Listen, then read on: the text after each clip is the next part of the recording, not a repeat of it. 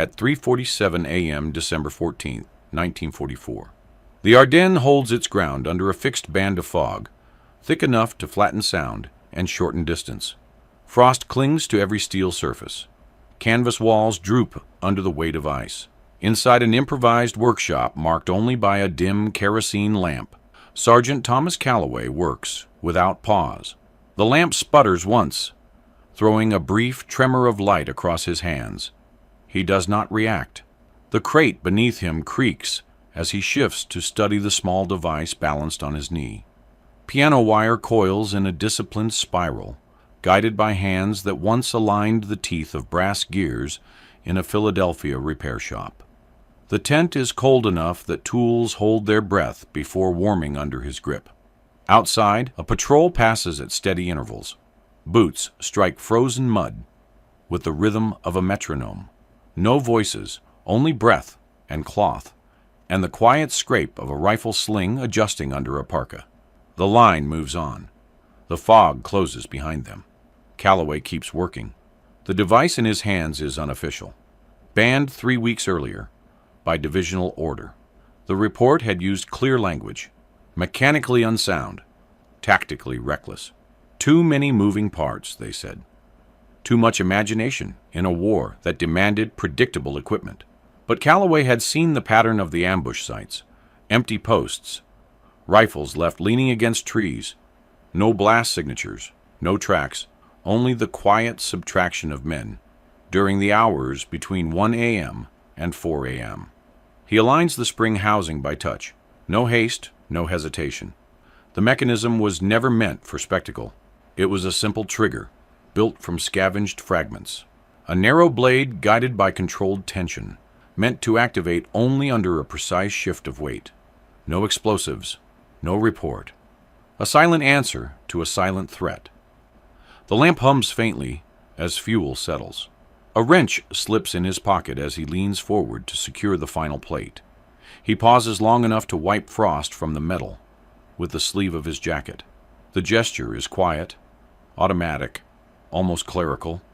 In the stillness, small sounds become measurements. Cloth against steel, the soft pivot of his knee on the crate, the faint expansion of the lamp's glass. By 3:55 a.m., the first completed device rests beside him. The shape is unremarkable, just a narrow assembly meant to fit along a boot sole. He turns it once in the lamp glow to confirm nothing rattles, nothing binds, nothing announces itself. A distant truck engine fires somewhere along the timberline. Slow revolutions, thick winter fuel, a convoy warming for the morning push. That dull vibration seeps through the ground, reminding him of the system that keeps moving whether men sleep, vanish, or improvise. In this war, machinery sets the pace. Soldiers adapt or fall behind it. Calloway reaches for the second set of parts. He works faster now, not from urgency, but from certainty. The infiltration teams will test the perimeter again before dawn. He has seen their timing. He has seen how they move. His unauthorized answer sits heavy on the canvas beside him, its weight small but absolute. By 4:10 a.m., he begins wrapping wire for the third device. The fog outside has thickened. Cloth rustles as the tent wall shifts under a light breeze, then returns to stillness. Every detail feels suspended in the same cold interval. The question remains unchanged, anchored between the lamp's glow and the frozen dark beyond the canvas. When command declares an idea forbidden, yet the field demands an answer, the decision falls to the man holding the tools. Calloway never speaks it aloud, but it waits in the quiet. Thomas Calloway's story begins far from any front line. Philadelphia, early 1920s. A narrow workshop on a second-floor corner, above a hardware store. Dust on the windowsills. Streetcars groaning through morning steam. Inside, a boy learns the discipline of gears from a father who can no longer see them. By 52, the elder Calloway had lost his sight. He taught by sound. He guided his son's fingertips over worn brass plates, counting teeth by touch, mapping tension through the faint flecks of metal. In that room, silence carried meaning. A clock's slow, irregular tick identified a bent pivot. A fast double tap revealed a loose escapement. Thomas learned to solve problems without looking at them. By 16, he could place his ear against a watch case and name the fault before he opened it. Customers assumed the skill was intuition. It was repetition. The same sequence every time. Identify the pattern, predict the failure, correct it with the smallest possible movement. That method never left him. He enlisted in 1942, at 34, older than most in his barracks by nearly a decade. The Army tested his hands first, then sent him to ordnance repair. Broken rifles, jammed breeches, cracked receiver plates. He worked in motor pools and field depots where machinery outnumbered people. Trucks idled outside during inspections. Generators coughed in the cold. A warehouse lamp buzzed overhead as he reset trigger assemblies worn thin by constant use. The military saw him as a technician. He saw the war as a giant sequence of mechanical interactions. Every system had a rhythm. Every man's patrol steps formed a pattern. Nothing moved without leaving some trace for those who knew how to look. His leather notebook rode in his breast pocket. Small diagrams, ratios, angles.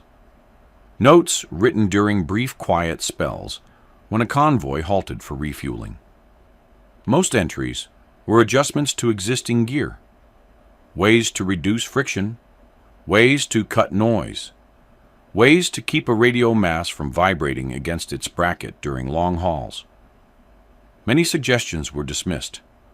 A few were implemented quietly, folded into official equipment without his name. Then the infiltration reports started. Sentries gone from their posts without warning. No scuffle, no signal, just absence. Patrol radio men speaking into static at 2 a.m., waiting for replies that never came. The gaps were small but consistent. Calloway recognized a pattern in the timing the way he once recognized a clock losing seconds. The boot knife Tripline came from that observation. Not an upgrade, not a weapon in the traditional sense. A tool built to answer a precise field condition. The narrow moment when an enemy guard steps close enough to notice movement, yet not close enough to expect resistance. A half second where weight shifts, heel to toe, and balance goes soft. His solution used only tension, a spring, and a blade narrow enough to travel 6 inches in a straight line. No noise, no flash, no mechanical complexity beyond what he could assemble by feel.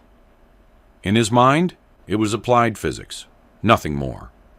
Command rejected it immediately. They cited failure points, weather exposure, the unpredictability of field testing. Their conclusion was final.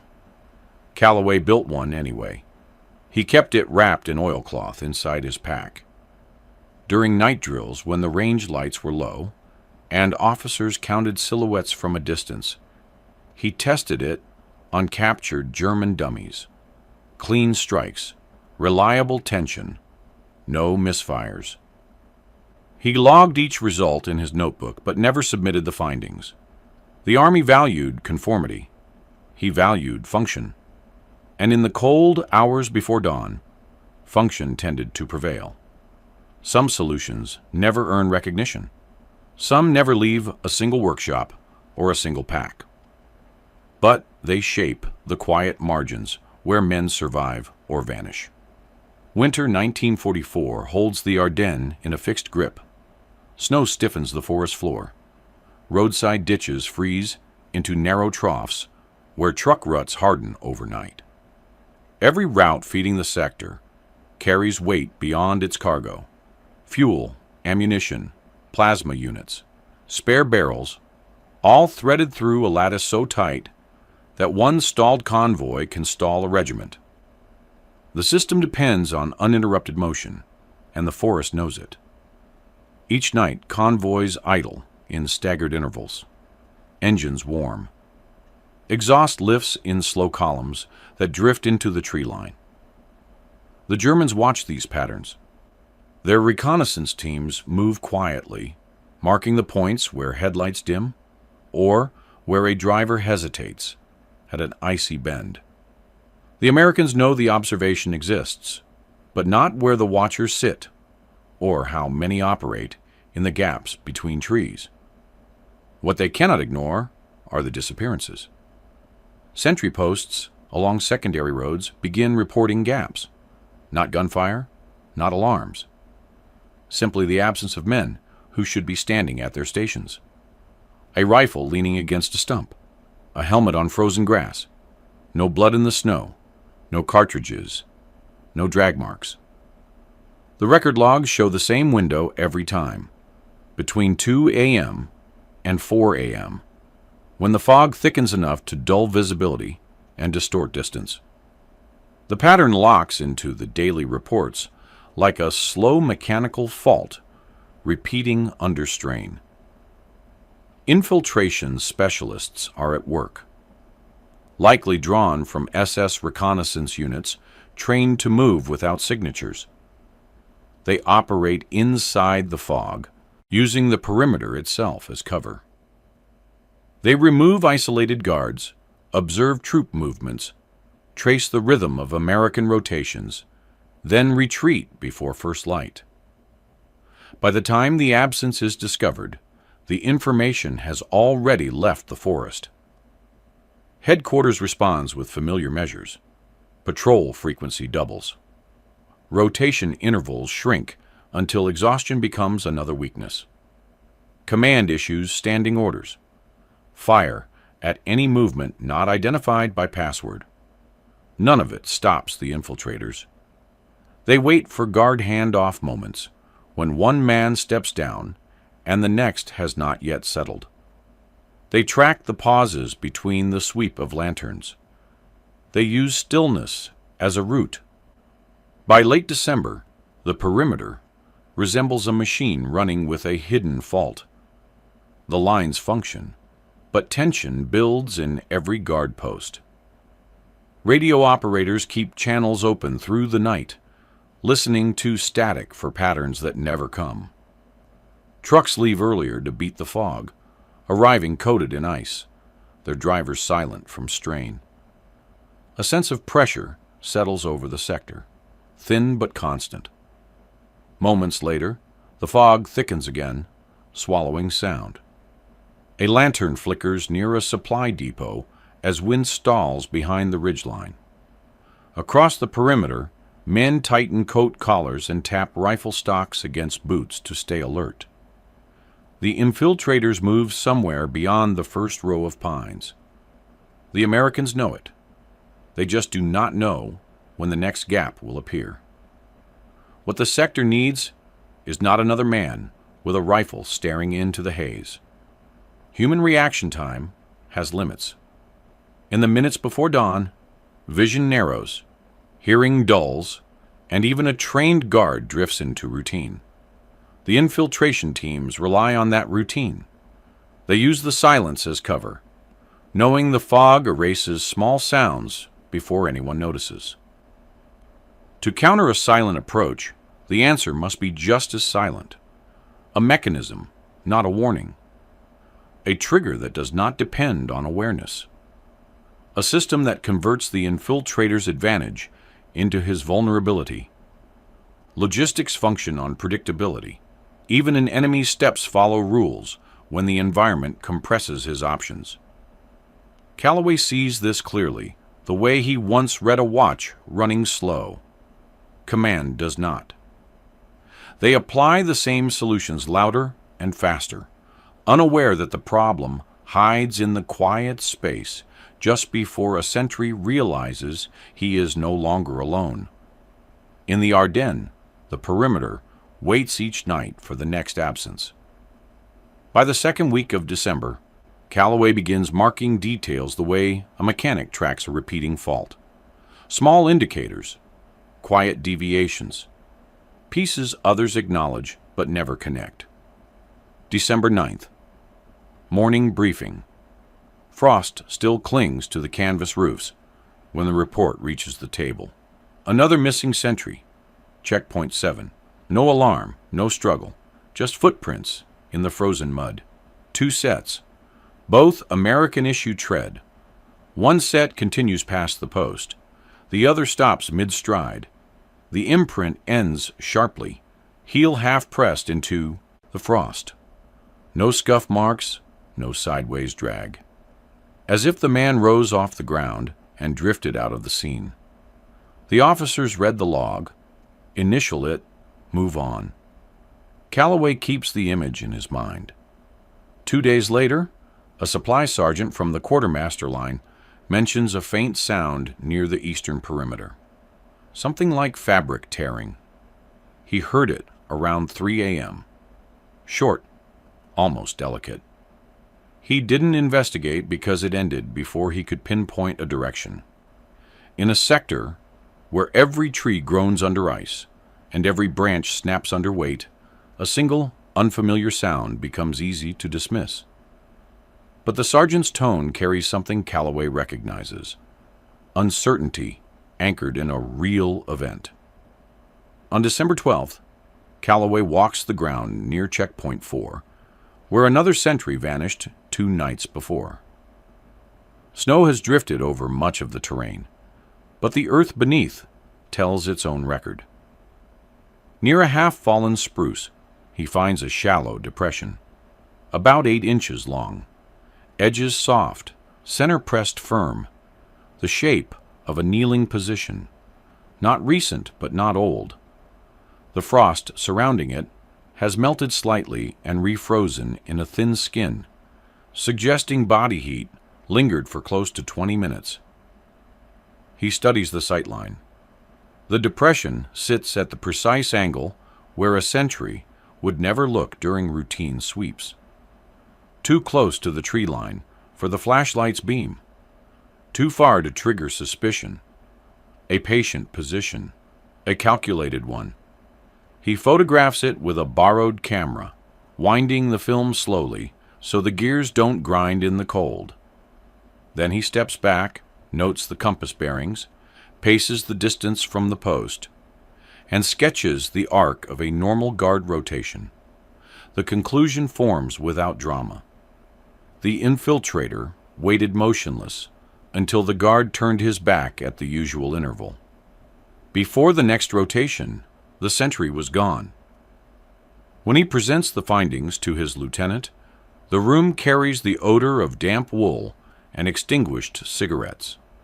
The lieutenant listens, nods, accepts the print, and sets it beside a stack of broader intelligence reports, German armor clusters, roadblock sightings, supply dumps targeted by artillery. The lieutenant thanks him. That is the end of it. Headquarters is focused on movements measured in battalions. Not a single kneeling mark in the soil. Not the absence of one guard, or another, or another. Calloway returns to his workshop without comment. By late afternoon, the fog thickens along the supply road. A half-loaded truck idles behind the tent, its exhaust pooling in steady pulses. He sits on the same crate he uses for repairs and reviews his notes. Each disappearance aligns with a narrow window. Each kneeling position suggests patience, not improvisation. The infiltrators are not opportunists. They are technicians working according to a method.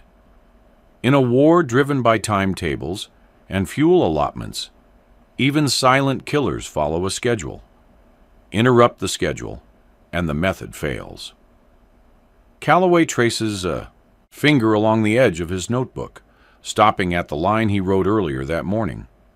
Change one variable. The ground can be passive, or it can respond. He closes the book, listening to the faint metallic tick of cooling engine parts outside. Sometimes the smallest adjustment turns the whole system. December 13th, 1944. Evening briefing. The tent walls move slightly under a steady wind from the river. Lanterns cast slow pulses of light along the canvas ceiling. The battalion commander reads from a sheet thick with carbon smudges. His voice stays flat as he restates a policy everyone already knows. No unauthorized modifications to defensive equipment. No improvised weapons systems. No deviations from approved sentry protocols. He doesn't name Calloway. He doesn't need to. The room understands the target of the reminder. Word of the boot-mounted knife had traveled along the company streets in less than a day. Mechanics in the motor pool repeated the story with interest. Riflemen joked about ordering their own versions. The officers didn't joke. They saw a breach in the chain that keeps an army from dissolving into individual initiative. Systems function only when every part stays in line. A short silence settles after the briefing ends. Then coats rustle, benches shift, and the men file out. Calloway remains seated at the back, hands still, boots planted. He offers no defense and no comment. Argument would not change the order, and he has already completed the calculation that matters. 6 sentry posts guard the eastern perimeter. 6 disappearances over the past cycle. The spacing between each event forms a pattern, roughly 72 hours. The next window opens tonight or tomorrow before dawn. The approved measures, double rotations, paired patrols, routine call and response, have failed every time. The probability of another loss under existing doctrine sits near certainty. His own device presents an untested alternative. Unknown success rate, but measurable. More than 0. Enough to enter the equation. The probability of disciplinary action, if he proceeds, is fixed. A guaranteed penalty. But penalties belong to the future. Dead sentries belong to the present. And Calloway does not assign moral weight to the decision. He treats it as a mechanical problem with human variables. 2 forces in conflict. One force must be altered. A gust of cold air slips beneath the tent flap. The lantern flame bends. Calloway stands, adjusts his collar, and exits without a word. Elsewhere in the camp, diesel engines cool in scattered bursts of ticking metal. Snow collects on crate tops. The supply road grows still. By the time Calloway reaches his quarters, the sky has dimmed to a flat metallic shade. He kneels beneath his cot and pulls out a canvas bundle. Inside lie the 6 completed devices, each one inspected for fit, alignment, and spring consistency.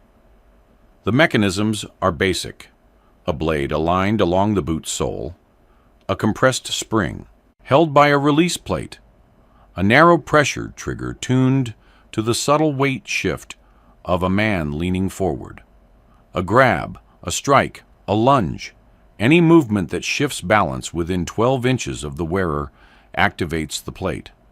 No blast, no sound beyond metal clearing metal. The blade moves faster than a man can react. He locks each spring, then tests the tension in small, incremental pulls. No misfires, no irregularities. The simplicity gives them reliability.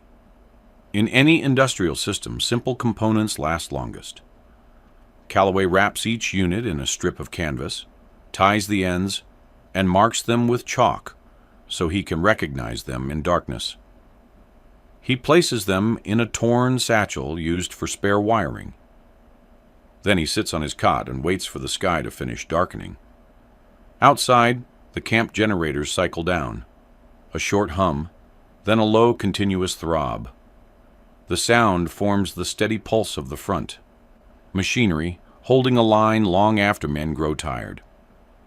By 9 p.m., night has settled.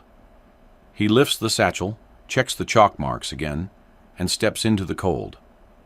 The system would not change itself. Would you have broken a direct order to adjust one failing variable? December 14th, 1944. 2:15 a.m. The fog sits low across the eastern line, thick enough to blur the outlines of tents and trucks. Diesel exhaust hangs in slow layers, trapped beneath the cold air. Calloway moves through it with a canvas sack over his shoulder, each step measured, each pause aligned with gaps in the patrol cycle he memorized weeks earlier. He is not hiding. He is navigating the same openings the infiltrators have been exploiting. Fault lines in the defensive grid, created by routine and preserved by habit. The first stop is checkpoint 3. The sentry stands with his rifle tucked under an elbow, shoulders slumped from loss of sleep. He is 19, from Iowa, stationed here for less than a month. Calloway approaches from the expected direction, gives the password, and kneels without ceremony. 30 seconds, just enough time to explain the principle. Spring-loaded blade, triggered by weight shift from an approaching figure, effective against threats from behind or the flank. The sentry listens. He doesn't challenge the legality. He doesn't ask why the officers haven't issued an equivalent tool. He only nods once, steady but tired. Calloway secures the device to the outside of the boot, checks the safety position, and moves on. Elsewhere, the fog thickens around the road junction. A supply truck idles unattended, its engine ticking as heat escapes through the hood seams. Calloway keeps close to the darker edges of the path, not for concealment, but to stay outside predictable lines of sight. Checkpoint 5. A corporal with frost on his eyebrows. The same brief explanation, the same acceptance. The installation finishes in under 3 minutes. Checkpoint 7, then 9. Each sentry responds with quiet understanding. None report him, not because of loyalty, and not out of fear. They simply recognize the failure of the official measures. They know the rhythm of the disappearances. They know tonight fits the pattern. In a system built on timetables, the next entry is overdue. By 3:40 a.m., all 6 devices are in place. The fog is now a wall, 10 feet of visibility at most. The conditions favor anyone willing to move slowly and wait for an opening. Calloway returns to his tent, sets the satchel aside, and sits on his cot with his rifle across his knees. He keeps the radio tuned to the perimeter frequency, volume low enough to hear the static shift with every faint variation. The generator outside cycles once, its tone dropping, then stabilizing into a deep hum. 40 minutes pass. Nothing. Just the steady crackle of empty air. At 4:23 a.m., the silence breaks. A sound cuts through the fog, a fast metallic snap followed by a collapse heavy enough to tremble through the frozen ground. Not a shout, not a weapon discharge, more like steel completing its travel, followed by weight hitting earth. Then another snap, then a third. Calloway's hand closes around the rifle, but he does not move. He waits for confirmation. The radio answers first. A burst of static, then a strained whisper from checkpoint 7. Contact reported. No shots fired. 3 hostiles down, requesting immediate backup. Calloway exhales once, slow, controlled. The system has reacted to the variable he introduced. A small alteration, placed in the right position, can redirect an entire line of events. Outside, the fog continues to drift, indifferent to the bodies cooling in the dark. Some victories arrive without noise. Some aren't recognized at all. Dawn comes late on December 14th, 1944. Around 6:20 a.m., the fog begins to lift in slow, uneven layers, revealing the shape of the tree line, the trucks idling with their hoods frosted over, the ruts left by night patrols. What it also reveals is the result of the contact reported hours earlier.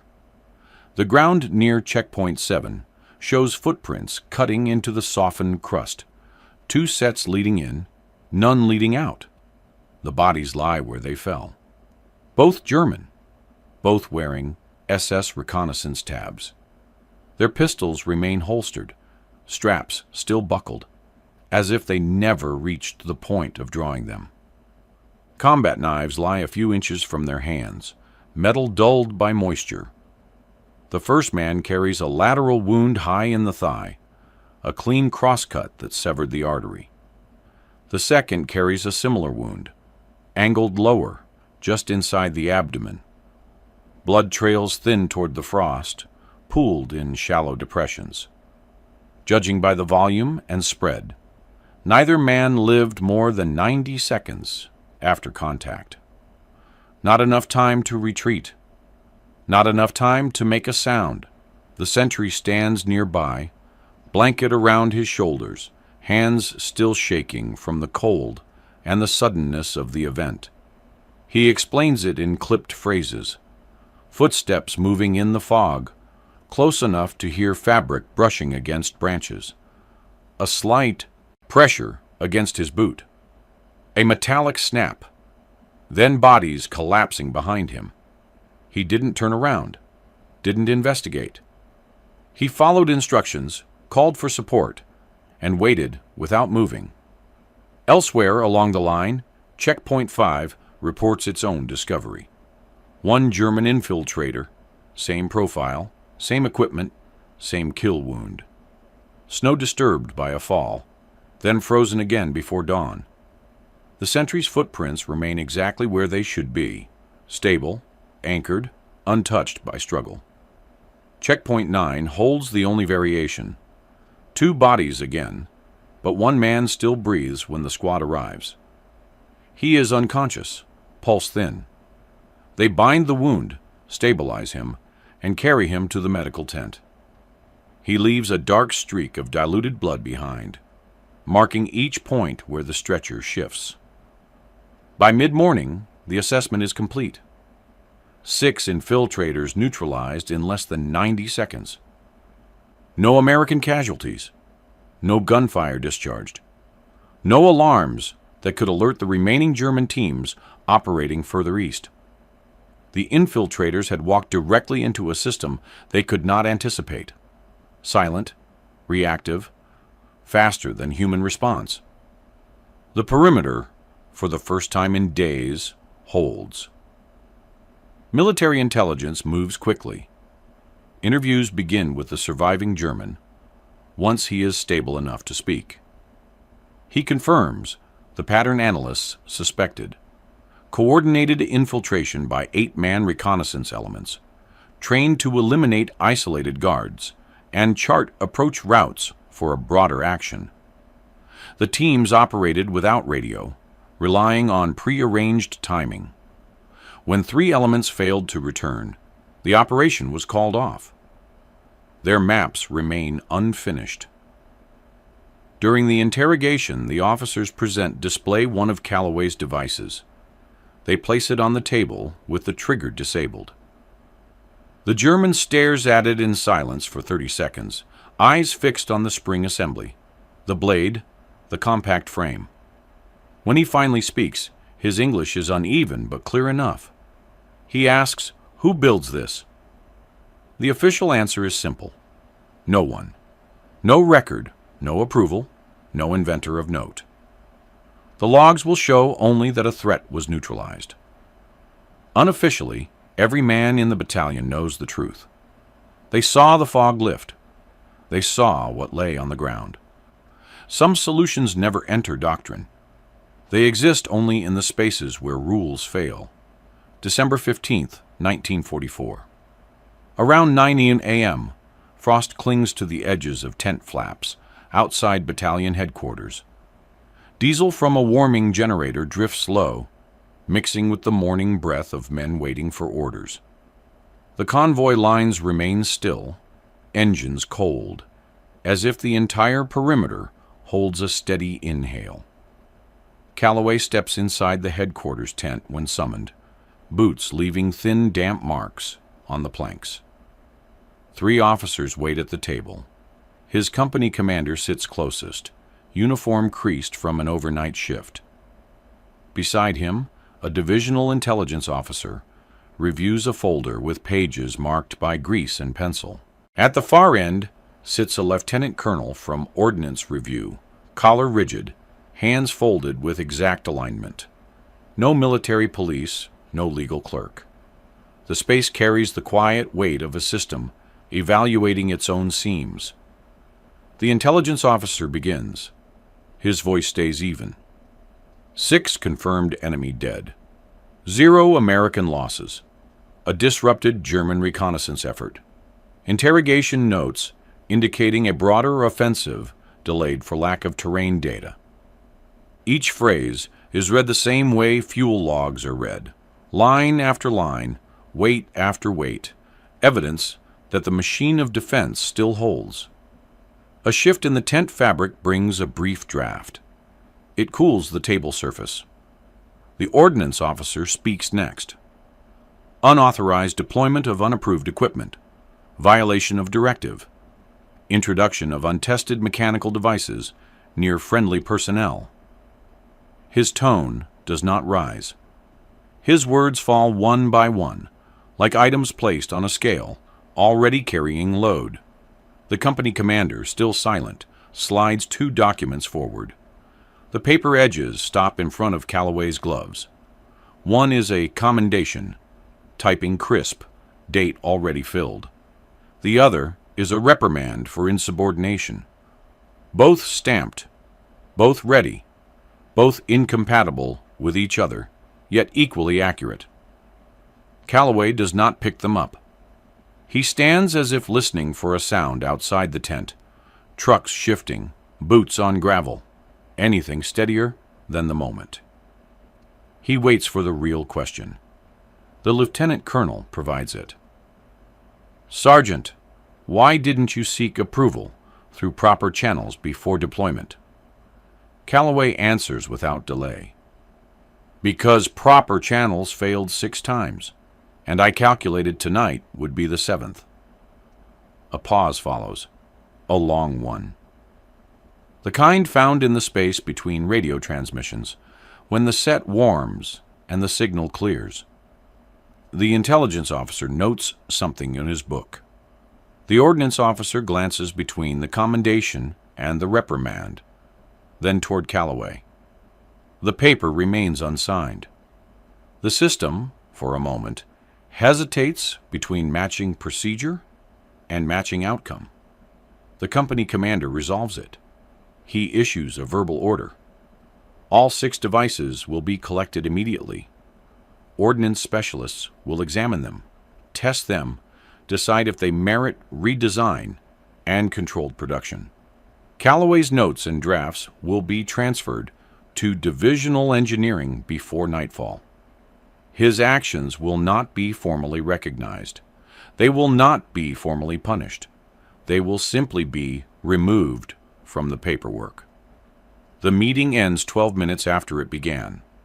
The tent returns to routine noise, typewriter keys, map pins shifting, a pot settling on a stove.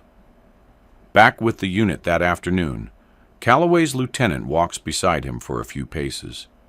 He keeps his voice low. Higher up decided you didn't do anything. Then he nods once and moves on, leaving the words behind, like a footprint in soft ground. Calloway understands.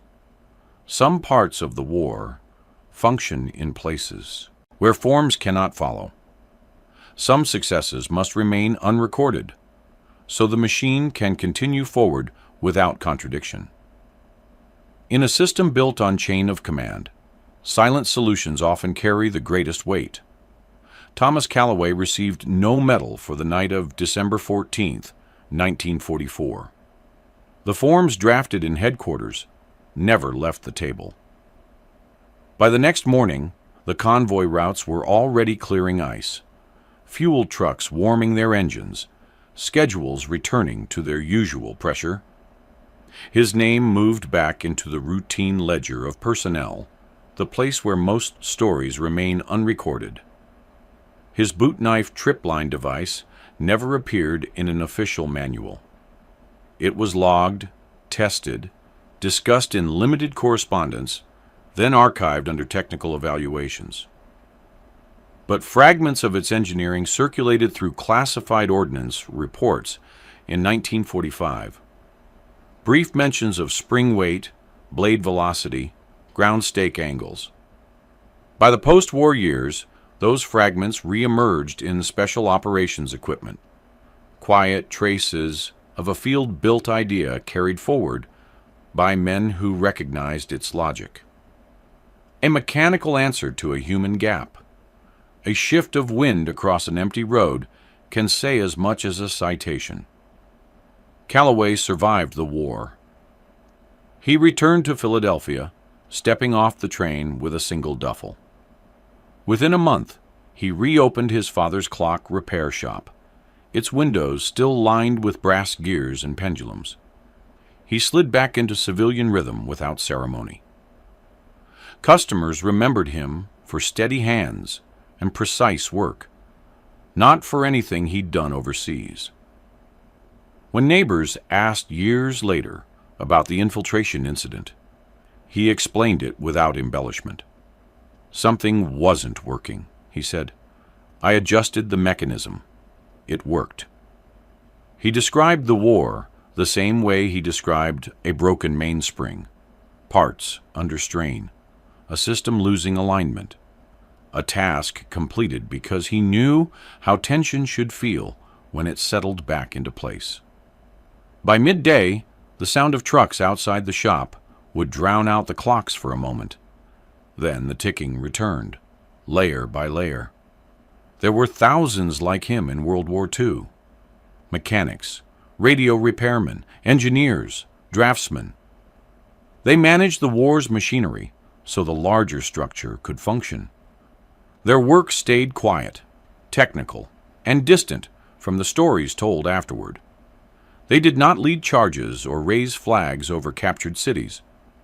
They corrected faults others didn't see, using skills learned in basements, garages, and small businesses long before the war pulled them in. Their monuments are absences.